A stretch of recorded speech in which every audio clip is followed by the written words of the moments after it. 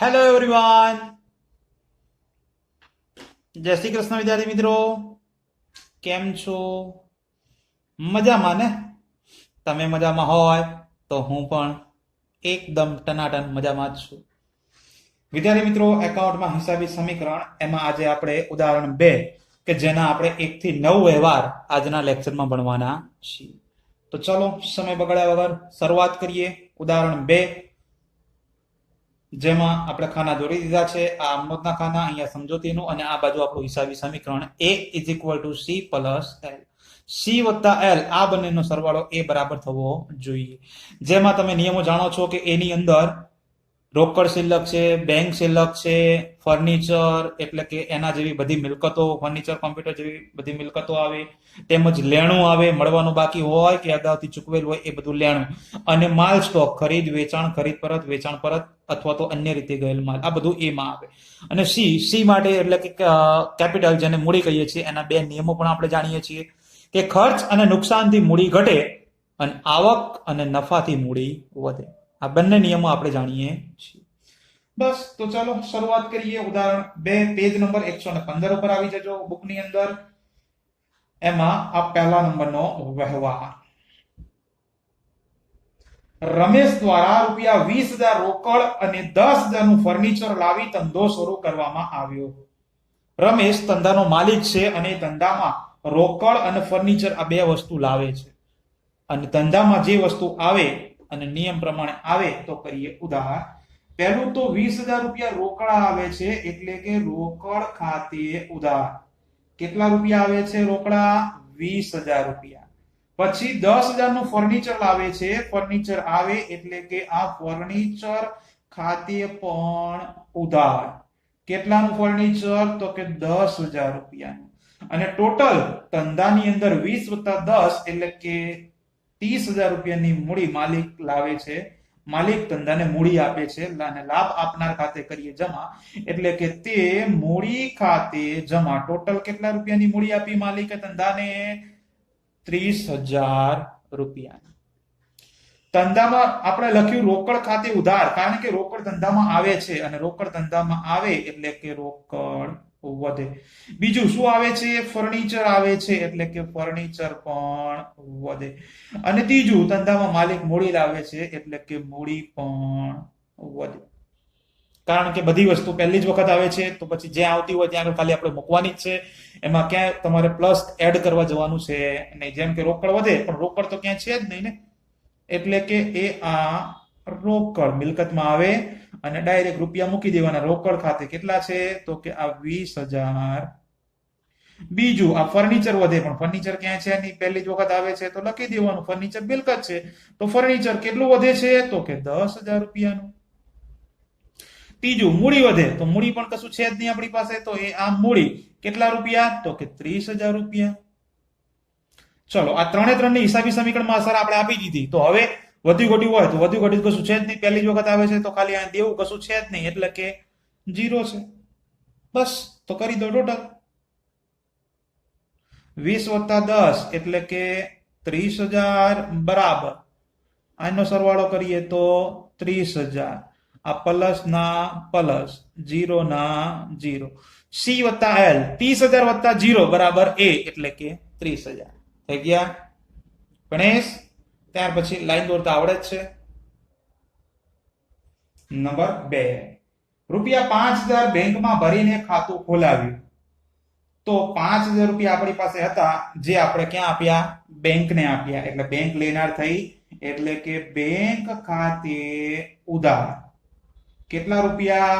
₹5,000. અને આપણી પાસે જે 5,000 હતા એ બેંકમાં ભરી દીધા, એટલે આપણી પાસેથી રોકડ જાય અને નિયમ જાય તો કરીએ જમા, એટલે કે તે રોકડ ખાતે જમા. કેટલા?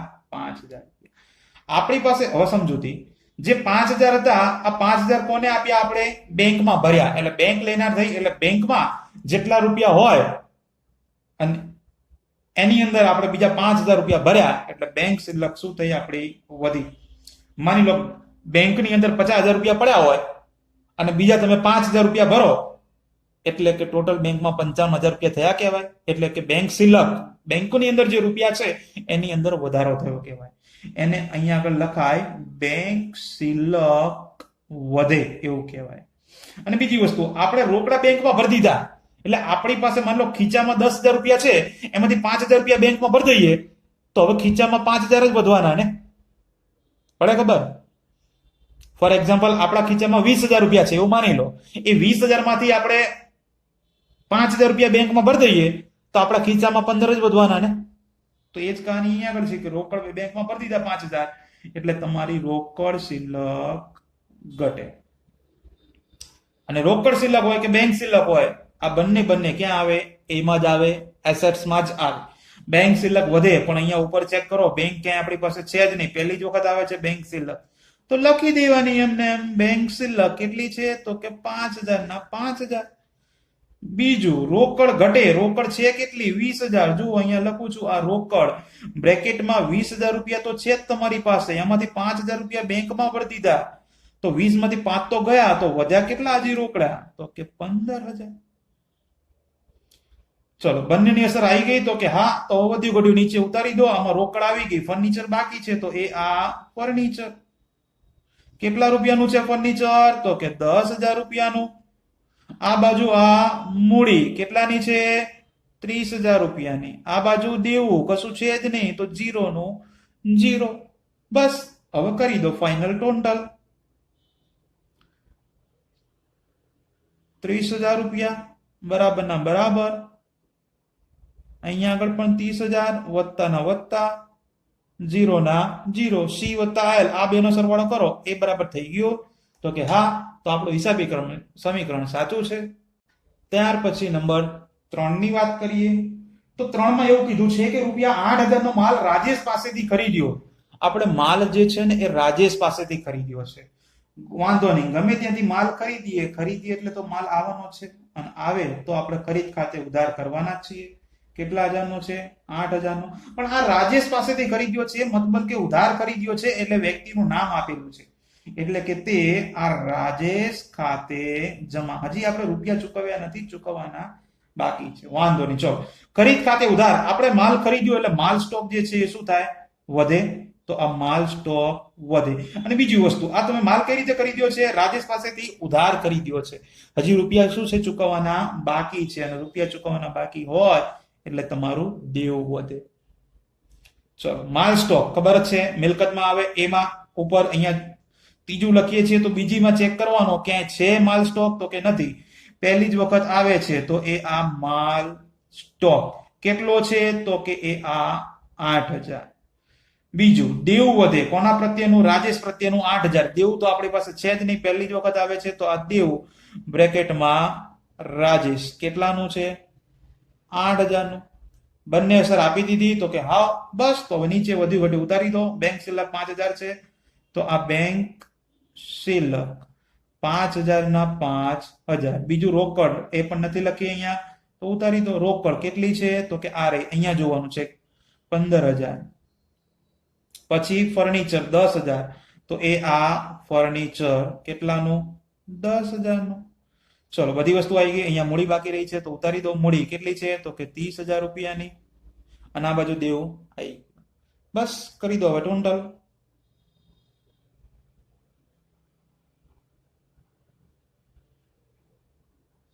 38,000 બરાબર 30,000 વત્તા 8,000. 30 વત્તા 8 બરાબર 38 થઈ ગયા. એનો મતલબ આપણું હિસાબી સમીકરણ સાચું છે.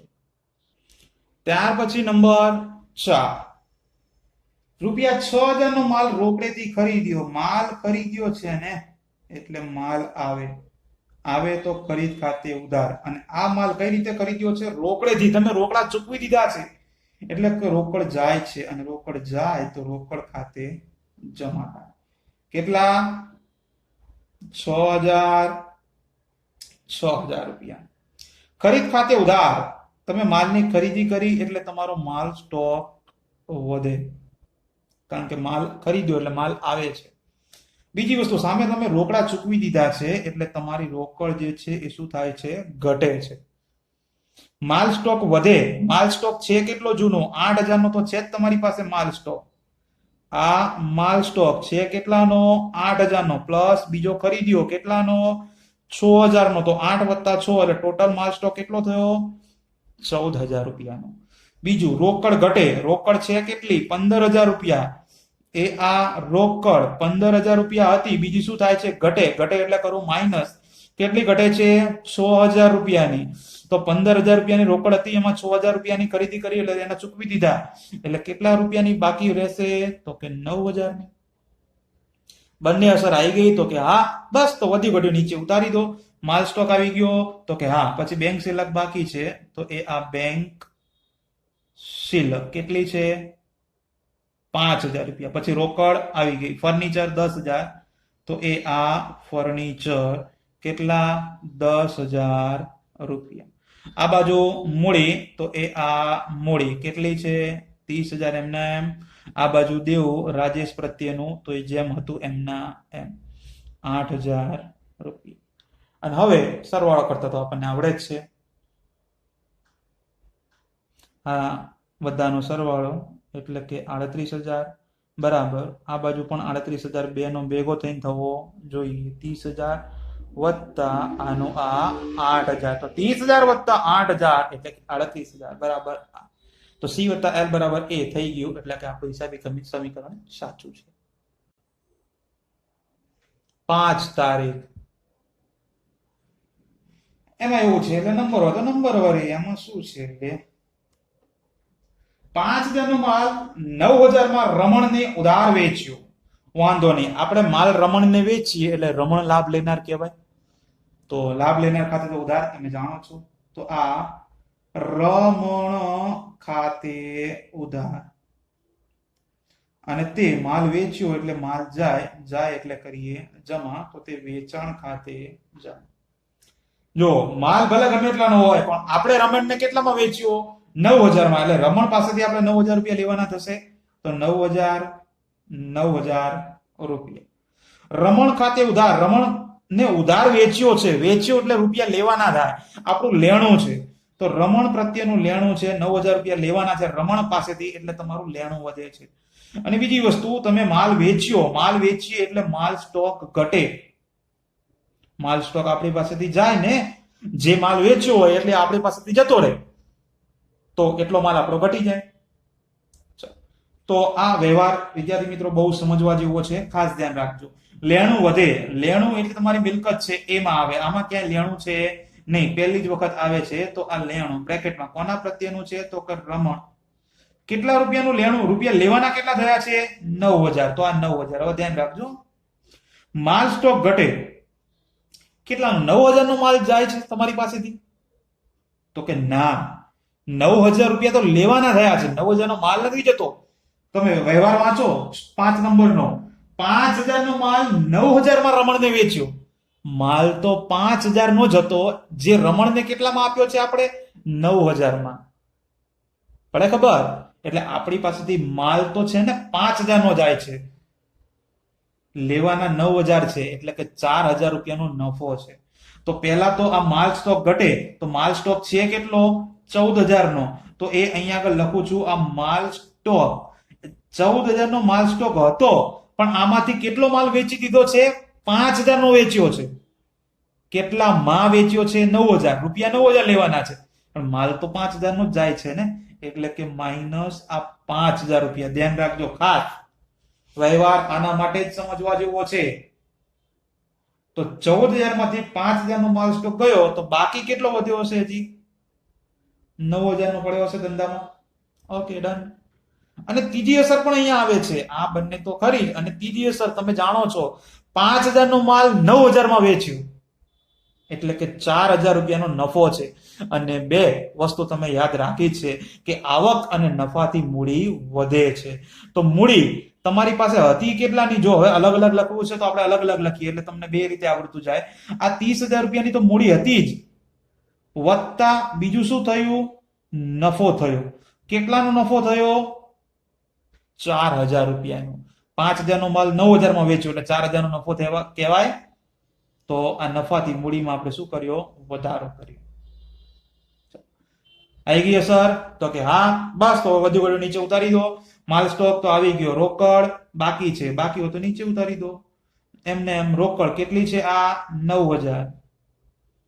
પછી બેંક શિલ્લક કેટલી છે? 5,000. આમાં ક્યાંય આવી નથી. જો આવી હોય તો નહીં લખવાની. બેંક શિલ્લક કેટલી? 5,000. પછી ફર્નિચર એ પણ નથી આવ્યું 10,000 નું, તો આ ફર્નિચર આ 10,000 રૂપિયા. આ બાજુ તો આવી ગયું. આ બાજુ દેવું બાકી છે, તો આ દેવું બ્રેકેટમાં રાજેશ કેટલાનું? 8,000 રૂપિયાનું. રેસ છેલ્લું કરી દો ટોટલ. તો આ બધાનું ટોટલ એટલે કે 42,000 રૂપિયા બરાબર. આ બાજુનું ટોટલ કરીએ તો 30 ને 4 આ 34,000 વત્તા અહીંયા આગળ આનું ટોટલ 8,000. તો હવે તમારે ચેક કરવો તો કરી જુઓ. 34,000 વત્તા 8,000 આ બેનો સરવાળો એટલે કે તમને અહીંયા આગળ મળી જશે આ 42,000 રૂપિયા. એટલે કે આપણું હિસાબી સમીકરણ 100% સાચું છે. તો 6 નંબરના વ્યવહારમાં આપણને એવું કીધું છે કે રૂપિયા 3,000 નો માલ 6,000 માં રોકડેથી વેચ્યો. સરસ. માલ રોકડેથી વેચીએ એટલે રોકડ આવે, અને આવે તો નિયમ પ્રમાણે કરીએ ઉધાર. એટલે કે આ રોકડ ખાતે ઉધાર, અને માલ વેચ્યું એટલે માલ તો જવાનો જ જાય, એટલે કે તે વેચાણ ખાતે જમા. 3,000 નો માલ ભલે હતો, પણ આપણે કેટલામાં વેચ્યો? 6,000 માં વેચ્યો, એટલે આપણને તો 6,000 રૂપિયા મળવાના છે. ચલો, રોકડ ખાતે ઉધાર. રોકડ આવે છે, આવે એટલે કે રોકડ વધે. બીજું, માલ વેચ્યો અને વેચાણથી માલ સ્ટોક ઘટે, એટલે માલ સ્ટોક અહીંયા આગળ લખું છું ઘટે. ચલો, હિસાબી સમીકરણમાં અસર આપી આપણે. પહેલું, રોકડ વધે. રોકડ છે કેટલી? જુઓ, આ રોકડ કેટલી છે? 9,000. તો એ અહીંયા આગળ લખું છું, આ રોકડ 9,000 તો મારી પાસે હતી જ, વત્તા બીજું વધે છે કેટલી?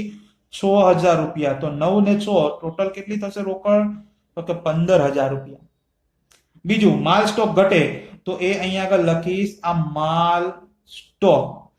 પહેલા તો જૂનો માલ સ્ટોક કેટલો પડ્યો છે? આ 9,000 નો. ઘટે છે એટલે માઇનસ. પણ શું 6,000 રૂપિયાનો માલ સ્ટોક ઘટે છે? તો કે ના. વ્યવહાર વાંચો ફરીથી 6 નંબરનો.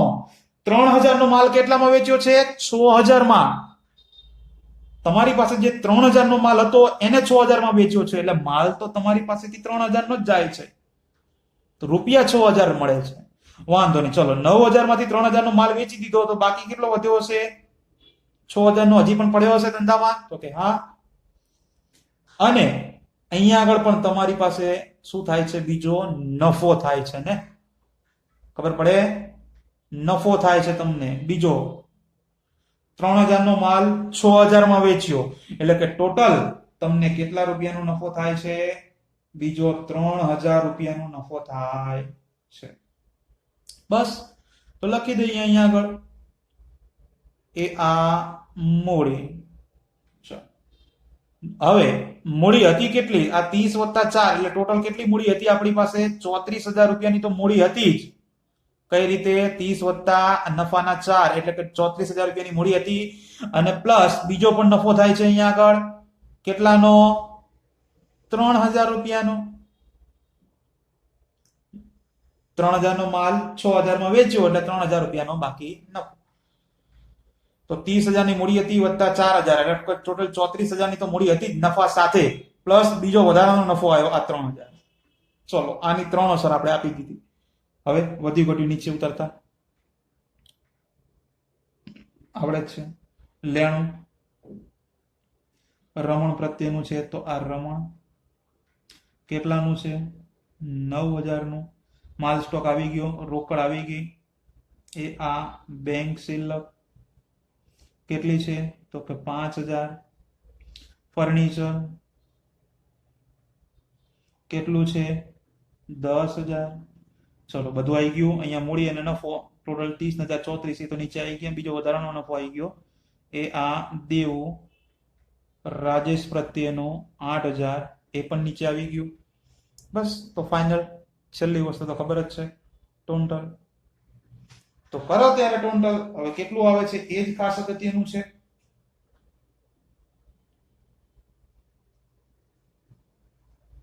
45,000 રૂપિયાનું ટોટલ થવું જોઈએ. 34 વત્તા 3 એટલે કે 37,000 વત્તા આ બાજુના આ 8,000. તો 37,000 વત્તા 8,000 એટલે કે 45,000 રૂપિયા. ત્યાર પછી નંબર 7. 7 નંબરમાં એવું છે કે રૂપિયા 1,000 નો માલ રાજેશને પરત કર્યો, બ્રેકેટમાં ખરીદ પરત. આપણે જાણીએ છીએ રાજેશ પાસેથી તમે વ્યવહાર નંબર 3 જુઓ. રાજેશ પાસેથી માલ ખરીદ્યો તો છે અને હવે આપણે 1,000 નો માલ રાજેશને પરત કર્યો, એટલે રાજેશ જે છે એ માલ લેનાર છે. તો આ રાજેશ ખાતે ઉધાર, કારણ કે લાભ લેનાર ખાતે ઉધાર કરીએ ને, અને ખરીદેલો માલ પરત કરીએ. માલ જાય છે, જાય એટલે જમા, પણ ખરીદેલો માલ પરત જાય છે એટલે તે ખરીદ પરત ખાતે જમા. કેટલાનો માલ છે? 1,000 નો. તો આ 1,000 રૂપિયા. હવે અહીંયા આગળ સમજવાનું છે વિદ્યાર્થી મિત્રો, રાજેશ ખાતે ઉધાર. હવે તમે 3 નંબરનો વ્યવહાર જુઓ. રાજેશ પાસેથી આપણે 8,000 નો માલ ઉધાર ખરીદ્યો હતો, બરોબર? તો હવે એ રાજેશ પાસેથી જે 8,000 નો માલ ઉધાર ખરીદ્યો હતો એટલે 8,000 રૂપિયાનું દેવું હતું રાજેશ પ્રત્યેનું. તો આપણે દેવામાં પણ લખ્યું હતું દેવું, રાજેશ પ્રત્યે 8,000 રૂપિયાનું દેવું હતું. જો આપણે જોઈ પણ લઈએ, જો છે અહીંયાથી છે કે આ 3 નંબરના વ્યવહારમાં આ દેવું છે રાજેશ પ્રત્યેનું 8,000. હવે આ 8,000 રૂપિયાનું દેવું હતું એમાંથી આપણે 1,000 રૂપિયાનો માલ તો પાછો આપી દીધો, પરત કરી દીધો. એટલે જે 8,000 દેવાના હતા એમાંથી 1,000 રૂપિયા હવે દેવાના થતા નથી. એટલે કે તમારું દેવું જે છે ને એ ઘટે છે. તો પહેલી સમજૂતીમાં રાજેશ ખાતે લખી દેવાનું આપણે દેવું ઘટે. તો એ દેવું ઘટે. અને બીજી વસ્તુ, તમે માલ સ્ટોક જે છે પરત કર્યો, ખરીદેલો માલ પરત કરીએ એટલે આપણી પાસે જેટલો માલ સ્ટોક હોય એમાંથી ખરીદેલો માલ પરત કરી દીધો, પાછો આપી દીધો, એટલે માલ સ્ટોક પણ ઘટે આપણો. તો આ માલ સ્ટોક ઘટે. બે વસ્તુમાં ઘટાડો થાય છે. તો હવે આપણે હિસાબી સમીકરણની અસર આપવાની છે. પહેલા તો દેવું ઘટે. દેવું જૂનું કેટલું છે એ પાછું ચેક કરવું પડશે. તો આપણે જોયું અત્યારે જ ખાલી દેવું એક જ હતું રાજેશનું, અને એમાં પાછો થયો ઘટાડો. તો એ આ દેવું બ્રેકેટમાં લખું છું રાજેશ, અને છતાંય નીચે ગણતરી લખું છું. જુઓ, દેવું હતું કેટલાનું? 8,000 નું. એમાંથી માલ કેટલો પાછો આપ્યો? 1,000 નો. તો હવે આપણે હજુ પણ રાજેશને કેટલા આપવાના છે? 7,000 રૂપિયા હજી આપવાના છે. બીજું, માલ સ્ટોક ઘટે છે. તો માલ સ્ટોક તો મિલકતમાં આવે. તો પહેલા તો ચેક કરવો પડશે છેલ્લે કે માલ સ્ટોક હતો કેટલો આપણી પાસે. તો જુઓ, આ છેલ્લા વ્યવહારમાં અહીંયા આગળ 6 નંબરમાં જુઓ, એ આ માલ સ્ટોક રહ્યો કેટલો છે? 6,000 નો માલ સ્ટોક છે. એમાં બીજો 1,000 રૂપિયાનો ઘટાડો થયો. તો પછી એ આ માલ સ્ટોક બ્રેકેટમાં 6,000 નો હતો, બીજો 1,000 રૂપિયા માઇનસ આ ખરીદ પરતના, એટલે હજી પણ ધંધામાં કેટલો? 5,000 નો માલ પડ્યો છે એવું કહેવાય. ચલો, આ બંનેની હિસાબી સમીકરણમાં અસર આપી દીધી. તો કે હા, બસ. તો હવે આગળ જે એન્ટ્રી હતી 6 નંબરમાં એ બધી હવે અહીંયા આગળ લાવી દો. તો અહીંયા આગળ આ છેલ્લે જુઓ, આ 6 નંબરમાં છેલ્લો વ્યવહાર જુઓ, બીજો ઉપર ક્યાંય ધ્યાન ન આપો. અહીંયા છેલ્લે જુઓ, આ જેટલી પણ એન્ટ્રી બાકી રહી છે, આ રોકડ 15,000, પછી માલ સ્ટોક આવી ગયો, લેણું રમણનું 9,000, બેંક સિલક 5,000, ફર્નિચર 10,000, આ બાજુ મૂડી ટોટલ 34 ને 3 એટલે કે 37,000 ની મૂડી, અને આ તો આવી ગયા. આ બધી વસ્તુ જે બાકી છે એમને આગળ મૂકી દેવાની. તો આ રોકડ અહીંયા લખી દઈએ આપણે, અગાઉ હતી 15,000.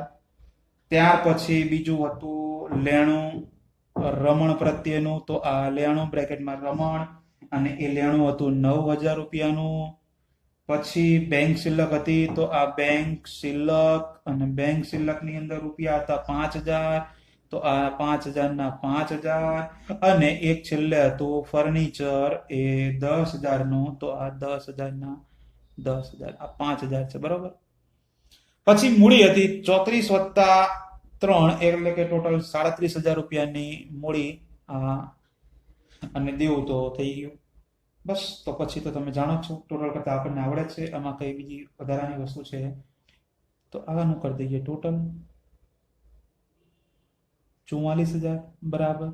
આ બાજુ ચેક કરી જુઓ, 37,000 વત્તા 7,000 તો 37 ને 7 એટલે કે 44,000. ઓકે, ડન, કરેક્ટ છે.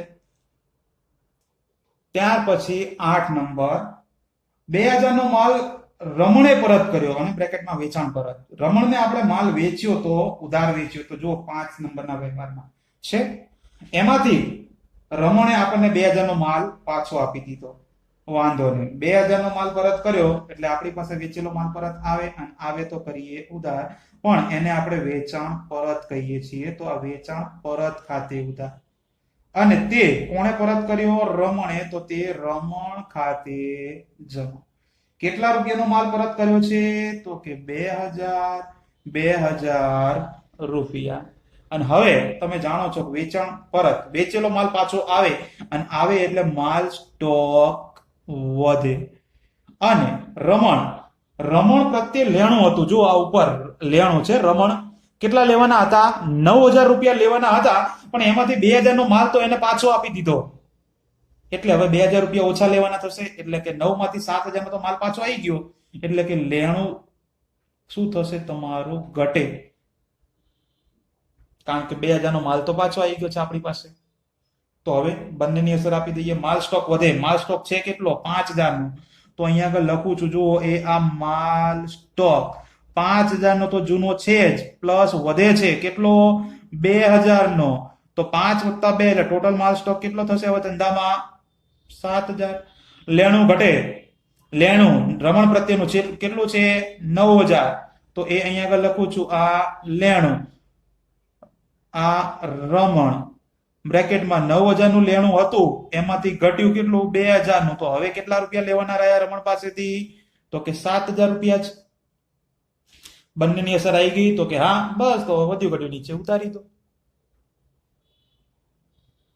તો માલ સ્ટોક આવી ગયો, રોકડ બાકી છે. તો આ રોકડ કેટલી પડી છે? 15000. પછી લેણું આવી ગયું, બેંક શિલ્લક બાકી છે.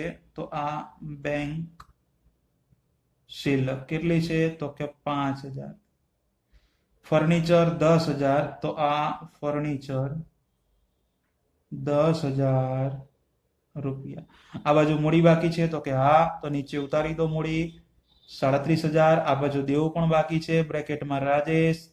કેટલાનું છે દેવું ફાઇનલ? તો કે 7000 નું. ચલો ફિનિશ. તો હવે તો તમને આવડે છે ને ટોટલ કરતા. તો આટલાનું ટોટલ કરીએ. કોઈ ચેન્જીસ થયો છે? એક વધીને એક ઘટી ગઈ, 2000 વધે ને 2000 ઘટ્યા, એટલે કોઈ ચેન્જીસ છે નહીં. તો 44000 ના 44000. આ બાજુ 37000 ના 37000, અને 7000 ના 7000. 37 + 7 બરાબર 44. તો C + L બરાબર A તો થઈ જ ગયું. ત્યાર પછી 9 નંબર, ₹1000 નો માલ આગથી નાશ પામ્યો. વિદ્યાર્થી મિત્રો, ધંધામાં આગ લાગી, આગથી થાય નુકસાન. તો આ આગથી નુકસાન ખાતે ઉધાર. કારણ નિયમ તમે જાણો છો, ખર્ચ નુકસાન કરીએ આપણે ઉધાર. કેટલાનું નુકસાન થયું? નાશ કેટલાનો પામ્યો? 1000 નો.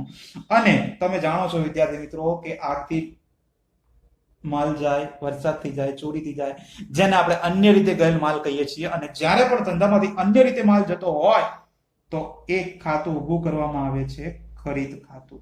તો તે ખરીદ ખાતે જમા 1000 રૂપિયા.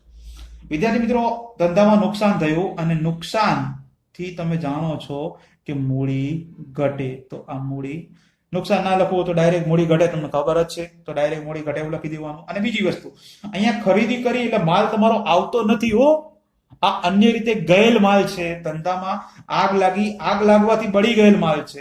એટલે તમારો માલ સ્ટોક શું થાય છે? હવે માલ આગમાં બળી ગયો એટલે માલ સ્ટોક ઘટી ગયો 1000 રૂપિયાનો. તો માલ સ્ટોક ઘટે એવું કહેવા માંગે છે, યાદ રાખજો. તો મૂડી ઘટે 1000 રૂપિયાની. તો મૂડી છે કેટલી આપણી પાસે? 37000 રૂપિયાની મૂડી છે. આ બ્રેકેટમાં લખી દઉં છું 37000. એમાં નુકસાન થયું, 1000 રૂપિયાની મૂડી ઘટી ગઈ. તો મૂડી કેટલી બાકી રહી હશે? હજુ 36000. બીજું, માલ સ્ટોક ઘટે. માલ સ્ટોક તો અહીંયા આવે છે, તમે જાણો છો. એ આ માલ સ્ટોક બ્રેકેટમાં જૂનો છે કેટલો માલ સ્ટોક? આ રહ્યો જો 7000. 7000 નો માલ સ્ટોક હતો, 1000 રૂપિયાનો બળી ગયો. તો બાકી કેટલો વધ્યો હશે? 6000 નો હજી પણ પડ્યો હશે. તો 6000 ને 6000. બસ બંને અસર આવી ગઈ. તો વધ્યું ઘટ્યું નીચે ઉતારી દો. પહેલું લેણું પહેલું તો આવી ગયું માલ સ્ટોક, પછી બીજું આ લેણું છે રમણ પ્રત્યેનું, કેટલું? 7,000. પછી રોકડ એ પણ નથી આવી, તો રોકડ આ 15,000 રૂપિયા. પછી બેંક શિલ્લક પણ નથી આવી, તો આ બેંક શિલ્લક એ છે 5,000 રૂપિયા. પછી ફર્નિચર, તો આ ફર્નિચર એ કેટલાનું છે? તો કે 10,000 રૂપિયા. ચલો ફિનિશ. આ બાજુ મૂડી આવી ગઈ, આ બાજુ દેવું બ્રેકેટમાં રાજેશ, કેટલાનું? તો કે 7,000. ફિનિશ. તો કરી દો ટોટલ. આટલાનું ટોટલ કરીએ તો તમે જાણો છો 1,000 નું ઓછું થયું એટલે કે 44 માંથી 1 જાય એટલે 43,000 રૂપિયા. આ બાજુ અહીંયા આગળ આવે બરાબર આ 36,000 વત્તા 7,000. તો 36,000 વત્તા 7,000 આ બંનેનો સરવાળો કરો એટલે 43,000 રૂપિયા જે છે એ તમને ટોટલ થઈ જાય. એટલે કે સી વત્તા એલ આ બંનેનો સરવાળો આ એ બરાબર થઈ ગયો છે. વિદ્યાર્થી મિત્રો એકદમ સહેલું, કશું જ અઘરું છે નહીં. તો વિદ્યાર્થી મિત્રો આ 1 થી 9 વ્યવહાર આજના લેક્ચરમાં આપણે જોયા, અને હજી પણ વ્યવહાર બાકી છે આગળના 10 થી લઈ છેક 18 સુધી વ્યવહાર છે. તો એ બાકીના વ્યવહાર માટે હવે આપણે નેક્સ્ટ લેક્ચરમાં મળીશું. ત્યાં સુધી આ દાખલાની પ્રેક્ટિસ કરતા રહો. તો મળીએ નેક્સ્ટ લેક્ચરમાં. ત્યાં સુધી Tata, bye bye, C you, and please take care.